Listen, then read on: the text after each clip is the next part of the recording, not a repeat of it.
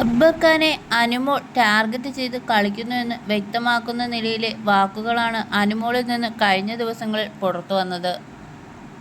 Big boss 7ാം സീസണിൽ ഹൗസിനുള്ള ആദ്യ ആഴ്ചയിൽ തന്നെ തൻ്റെ സാന്നിധ്യം ശക്തമായി അറിയിച്ച മത്സരാർത്ഥിയാണ് അക്ബർ.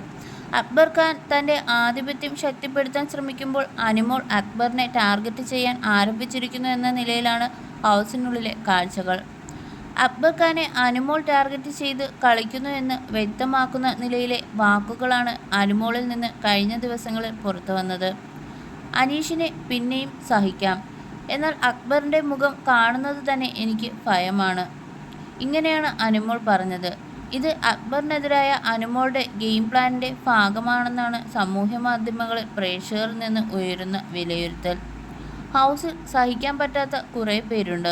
അക്ബർ ഇക്കയും അങ്ങനെയാണ്. പുള്ളിയുടെ സ്വഭാവം എനിക്ക് ഇഷ്ടമല്ല. അക്ബറിൻ്റെ നോട്ടവും എനിക്കിഷ്ടമല്ല.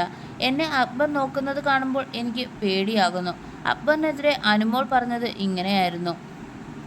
ഈ വരുന്ന ആഴ്ചയിൽ ഉൾപ്പെടെ അനുമോളും അക്ബറും തമ്മിലുള്ള വാക്കുപോരുണ്ടാവാൻ സാധ്യതയുണ്ട്. രേണുസുതി വിഷയത്തിൽ അക്ബറിനെതിരെ പ്രേക്ഷകർക്കിടയിൽ അതൃപ്തി ഉടലെടുത്തിട്ടുണ്ട്. അത് മനസ്സിലാക്കിയാവാം ചിലപ്പോൾ അനുമോളുടെ ഗെയിം പ്ലാൻ.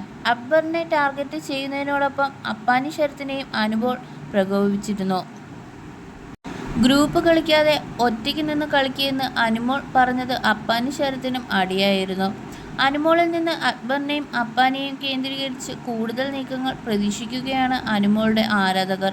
എന്നാൽ ടാസ്കുകളിലും മൈൻഡ് ഗെയിമുകളിലും അക്ബർ ഖാന് വരും ആഴ്ചകളിൽ കൂടുതൽ മുന്നോട്ട് പോകാനായേക്കുമെന്ന വിലയിരുത്തലും ശക്തമാണ്.